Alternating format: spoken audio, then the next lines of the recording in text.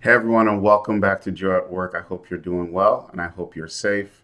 Premier League's really underway now. Big game this weekend against City. I don't know how the Arsenal ended up with the season started with all these big games, but it might be better to get them out of the way and see what things look like before we hit the slog that is the December, January months. As is often said, the league is won in December and January, so that's what I'm really looking forward to. But go Gunners. All right. Pivot. We've been focusing a lot on identity and the stories we tell ourselves, and those matter when it comes to joy at work. But today I just want to do something a little bit different and speak to a post I wrote today.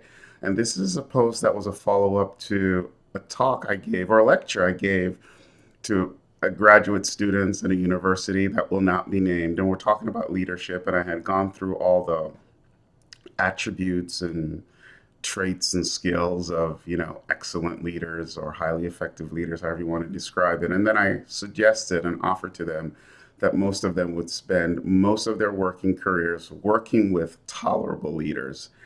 Jaws dropped to the floor. It's a whole bunch of questions. What is a tolerable leader? Why? What is the case? And there's so many reasons why we end up with the leaders we end up with. But I'm a big believer that when our expectations are properly set, we're in a better place to really enjoy our experience. Because when you have expectations that you're going to work with world changers or five-star leaders, as one might describe them, but you find yourself working a lot with two-star leaders, that can be very disappointing and it can sap the joy from work. But when you go in understanding that most of your leaders are probably going to be in the two-star range, they're going to be tolerable, then your perspective changes and maybe you don't look up or romanticize your leaders way too much because you realize that there's no reason to do that. So, what's a tolerable leader? How would I describe somebody who's a tolerable leader? In a nutshell, this is a person that just it doesn't really foster an environment where excellence and greatness can like emerge. They don't use their organizational resources and power towards that end. But at the same time, they don't do anything that would really cause you to like leave the company. So they have this uncanny ability, if you will, but for many it's just natural, of just muddling along as leaders while not doing anything that would cause you to be like, I can't work here anymore. So at the end of the day, you just tolerate them. You might endure them, as I like to say.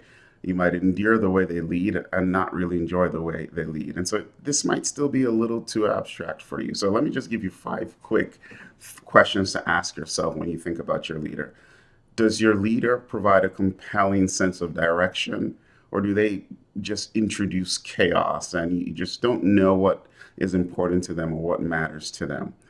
When you provide alternative or differing perspectives, do they shut you down immediately, or maybe even worse, acknowledge what you say, but then really don't take it into consideration? Does your leader get to know you and provide coaching opportunities, or is the only time they really interact with you when you've done something wrong and they want to, correct you and tell you that the way you've done something is not the way it should be done? Do you endear your leader or do you enjoy working with them? But ultimately, a great test to ask yourself, or a great question to ask yourself would be if that leader went somewhere else, ultimately, would you be motivated to go work with them again if that opportunity presented itself? Or are you just working with them at the moment because, well, there's no reason to leave. They're not doing anything really wrong, but it's not because of them that you are really where you're at.